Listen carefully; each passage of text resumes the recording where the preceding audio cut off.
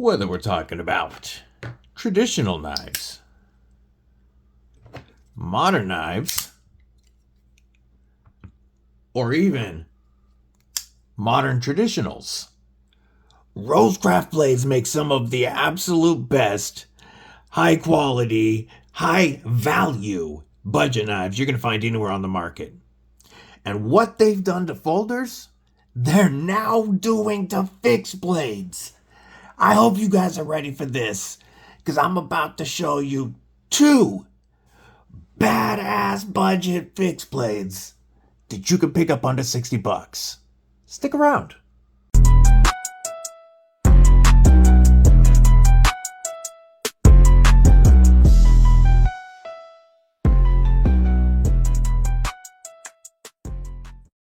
What it do, Kripple Krew?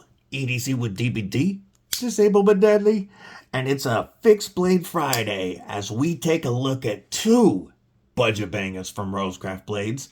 Do me a favor first, stab that like button like you mean it. Make sure that you have /subscribe and that you bash that bell for notifications so that you don't miss anything. Aight. So, the Rosecraft blades folders. If you follow my channel for any length of time, then you know that I am a big fan of what they do. It started for me before I had 200 subscribers when Andy sent in half a dozen modern knives for me to be able to make content and to have some awesome giveaways. And we have had a bunch of awesome giveaways with Rosecraft blades, starting with modern knives, but we've also given away traditional slip joints. And I have always believed that they're one of the top budget banger brands because of the quality, the fit and finish, and the insane prices that they offer their knives at. This Pocket Monster, one of my favorite knives to actually use. Swag's ergos are just amazing on this. And this is a knife that for me works as a fifth pocket knife. It's an awesome fidget beast. But even when my hands are messing up, this knife is great for me because I have a lot of control. You know, I've been a big fan of the Clinch River swayback pattern because of the same thing. It's one of the few slip joints that I trust using because I can choke up on it and I can have more control over it, and I'm not worried about it being able to close on my finger. Plus, you've got that gorgeous warning. Ooh, that looks so good. That walk and talk's awesome. And then this has been one of my favorite knives since I got it. Like straight up, this is my favorite button lock in my collection. This is the gravity style button lock where the button locks it open and closed. And what you're looking at with the Clinch River button lock is titanium frame, titanium backspacer, bolsters, titanium pocket clip, beautiful micarta with that titanium shield, and an M390 Wharncliffe blade. And you can pick this up for right about $100. That's nuts! That's nuts, folks. But those aren't what we're here to talk about today. We're going to be looking at fixed blades. We're going to be looking at two fixed blades, and we are going to start with the Rosecraft F1. This is the first in their series of fixed blades. Right now, there is a total of 4 out, and we will be reviewing all of them, but we get to start with numbers 1 and 2 today. Number 1 is such an awesome knife ergonomically, but we'll get to that. First, we're going to let you know that this is 8 1/4 inches overall length with a 4-inch 1095 high carbon blade, drop point blade with a nice harpoon. We've got a flat grind and this beautiful gray finish on it, PVD finish. We have a 4.2-inch handle with OD green G10 and red G10 liners. As you can see, all of our our scales are removable so that you can take it apart to clean underneath if you need to. The PVD, of course, is going to help with corrosion resistance. 1095, it's a high carbon steel. It is not a stainless steel. What it gives you is nice edge retention, decent edge retention, really good toughness. And then this PVD is going to definitely help with the corrosion resistance. But it is nice to be able to remove these scales, because if you were to use this, get this really wet, or if you're using this hunting, you get some beef jerky juice under the scales, you can take it apart and clean it so that you don't have any corrosion. Our scales are contoured, and this G10 is finished so nicely. It has that fine grain finish that makes it feel super premium. Our ergos on this blade are just phenomenal. This, for me, I wear an extra large size glove, and I have plenty of room on that handle using this choil here. If you had 2X, 3XL hands, you're going to have plenty of room on this. I do have enough room to choke back behind that, still get a full 4-finger grip if I needed some reach with the blade. But we also have some nice chamfering right here for a pinch grip. Get that tip down and use it. We've got jimping first in a little harpoon here that feels great. We've got some more jimping right out here to really lock in some control and strength into cuts. And then if you need some finesse, we've got some jimping out here at the front as well. Whether you're skinning or you want to just use that tip to open up a package, that's going to help you reach out and get some control on there. Turning this around, it's not uncomfortable for doing some reverse style cuts. Flipping this around into a beef jerky Avenger, I am capped off and very comfortable. I do not feel like I would slide on any beef jerky juice. And throwing it around into a beef jerky Defender, same thing. Capped off, comfortable, no worries. Once I show you the F2, we will do size comparisons between them and both of the and some other fixed blades, and I will also show both of the sheaths. So make sure that you stick around. This is going to be possibly a little bit longer video, just a little bit of a warning.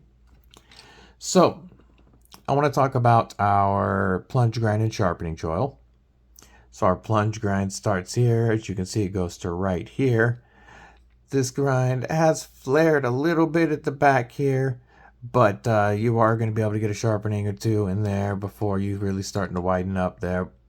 You absolutely can extend this sharpening choil to get more life before you end up, before you end up creating a smile or anything back there. This drop point is going to be very useful whether you are carrying this as an EDC knife, which, you know, this is a little bigger than most of my EDC fixies. However, it's not too big to be so big that it's uncomfortable. By the way, it also comes in at only 5.7 ounces. So, and I don't believe I said it, but our blade stock thickness is 145 thousandths. 1095, like I said, it has decent edge retention, but the nice thing about it is it's very easy to maintain in the field. So if this is your camp knife, your hunting knife, your, backpacking knife, this would be great for any of those. This would also make a nice plate carrier knife, because this definitely would pull dual duty as a tactical or beef jerky defense knife. The F1 of the two is my preferred knife just because of the styling. You'll see in the F2 might be your go-to, but I'm going to tell you, wait till I get to show you the F3. That's another one that I'm really excited about. But the F1 is coming in less than $60 after discount. It actually, it's going to come in right about $55. I believe that $55 is a great deal for what you're getting here. Let me grab a piece of paper so that we can show you that factory Rosecraft edge. I've never ever received a knife from Rosecraft that wasn't very sharp, and these are no exception. Now, one thing that I do want to say, I am part of the Rosecraft Blades pass around. So these are coming directly from Rosecraft Blades. After me, they're going on to another reviewer. So I haven't really carried these. I haven't taken these outdoors and pounded on them. However, 1095, that's exactly what this steel is made for, is taking it outside and putting it to work. This is the Rosecraft Blades F2. Now the F2 is coming in at 9 inches overall with a 4.4 inch, again 1095 carbon steel with an upswept, slightly, I guess you would call it a Persian style blade. It's an upswept blade with a black powder coating and a flat grind. Once again, we have a blade stock thickness of 145 thousandths. We have 4.2 inch handles. That's what it's saying, but that's what it said about the last one. Let me check. We are 4.5. 4.5 on the handles on the F2. And our weight on the F2 is 6.2 ounces. Now this one has a beautiful linen micarta that is slightly contoured with orange G10 liners, and that just like the F1, the entire full tang blade being powder or PVD coated, the entire full tang blade of the F2 is black powder coated. This is going to be an insanely tough finish and nearly impossible to corrode. So this is going to really step up the corrosion resistance, in my opinion, and the toughness of the finish even beyond the PVD. It does have a texture that you can feel, but that doesn't stop it from being very, very slicey. Very slicey. This would make a fantastic hunting knife. Again, an outdoor knife. This would be a great meat knife when you're doing some outdoor grilling. You know what I'm saying? You could use this for skinning. You've got a nice belly with some control to it. Our ergos on this, we have a bit more of a swell here, and it really does fill the hand. Again, as you can see with my extra large gloved size hand, if I'm choked up to that guard, I've got quite a bit of room. Once more, I can choke back if I needed to generate some chopping or just get some reach. We have a lanyard hole going through the micarta and the tang of the blade back here. Turning this around, plenty comfortable for some chest lever grips or cutting some straps or something. Flipping it around into a beef jerky Avenger. I am capped off, very comfortable, and my micarta gets stickier when wet. So if they were to get some beef jerky juice on this, I have no worries that I'm sliding up near that blade. In a beef jerky Avenger, once again, I am capped off. Again, it's comfortable, and it's not going to be going anywhere. The sweep of this blade allows you to, however large your hand is, you're going to find comfortable purchase for your thumb if you need some real control. But it's still comfortable in a pinch grip, all that stuff that you're going to be doing with an outdoor style knife. The plunge grind and sharpening choil on this one's a little bit better than the last one. We start here, our plunge grind terminates here. So you've got quite a bit of sharpening life before you would need to extend that sharpening choil at all. You can see the size comparison between the two of these. I'm going to grab a couple of other fixed blades to show you. First off, start with my EDC size, my main EDC blade. This is Lagatha, the prettiest shield made in whoever was. And as you can see, my EDC blades tend to be quite a bit smaller than that. However, one knife that I have EDC'd a fair amount is the Civivi Elementum fixed blade, which comes in at just barely longer than the F1. So it's not a size that's too big for an EDC knife. Two more size comparisons. How about the Pickled Steel and Volknives Impala Hunter, which is going to be about the exact same size as the F2. Again, the F2 is more of a hunting knife than an EDC knife, but you EDC what you want. And here is the County Com R4A ready for action, which is going to be between the two in size, just barely longer than the F1. So if you're familiar with any of these blades, that should give you a pretty good size comparison. But I tell you what, I'll give you one folder that just about everybody is used to seeing as a size comparison. At least we will go with a Spyderco Paramilitary 2. This case, the Warncliffe Rendition. Going to be shorter than our F2. Going to be almost the exact same length as our F1. So that should give you a pretty good size comparison between the two. Now, let's look at sheaths. You know me. Normally, I'm about it on a taco sheath.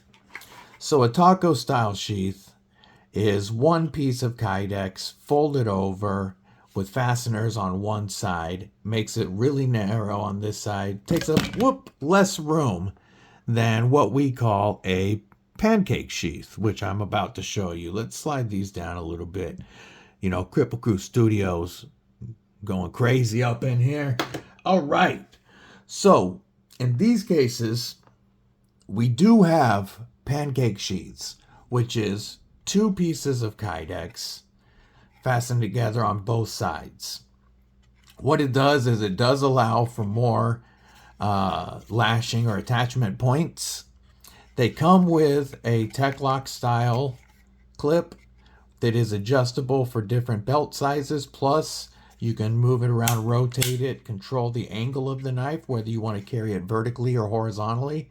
Typically, when I carry a blade like this, I like to carry it horizontally. And the F1 is not too big to carry horizontally on my belt, appendix style, with the handle right in front of my buckle. The sheath on our F2 is just the same. We've got lashing points on both sides. We have a Tech-Lock style clip again. These different spacings, though, you can put ulti clips, soft loops, whatever your preferred clip is. If you don't like Tech-Locks, you can swap it out. Plenty of lashing points. You can even use paracord and just, lash it to your pack. I do understand these being outdoor style knives. I understand why they went with the pancake with all of the lashing points. But I would like to point out that while the Civivi Elementum fixed blade does the same thing, you can see I've carried the crap out of this. I even replaced one of the screws because I lost one. County Com was able to get you a nice taco style sheath for an outdoor fixie. I personally prefer this style of sheath just because I don't need the extra bulk. But if this is lashed to a pack or something, it doesn't really matter, and it gives you more security with more attachment points if you want to strap it down. So, F1 and F2. If you're a hunter, either one's going to work for you, but man, this F2 is really going to put in work. If you're looking for more of an EDC crossover knife, though, you really can't go wrong with this F1. The comfort on this is phenomenal. And all of the different jimping positions just make it so easy to use for different tasks. You know, this doesn't really need the jimping because that powder coating does definitely give you traction. The price on the F2, by the way, this is coming in at only $60, right about 60 after discount codes. Those will be linked below with the discount codes to save you 10% and get you down to, like I said, right around 55, right about $60. I'd like to know what you guys think of these two knives. Which one do you prefer? And are you excited for Rosecraft getting into the fixed blade game? I am. I've also seen what's coming next. It's already out. So numbers F3 and F4. If you want to see those, Rosecraft Blades website will be linked below. And number 3, I'm bad about it. But I could definitely see myself grabbing number 1 as well. How about you? Do you rock any Rosecraft right now? Are you about to? Let me know. I hope everybody has a killer day, night, morning, evening, whatever it is, wherever you are. Stay safe, stay frosty, and most important, that was my bad. Most importantly, folks, stay deadly.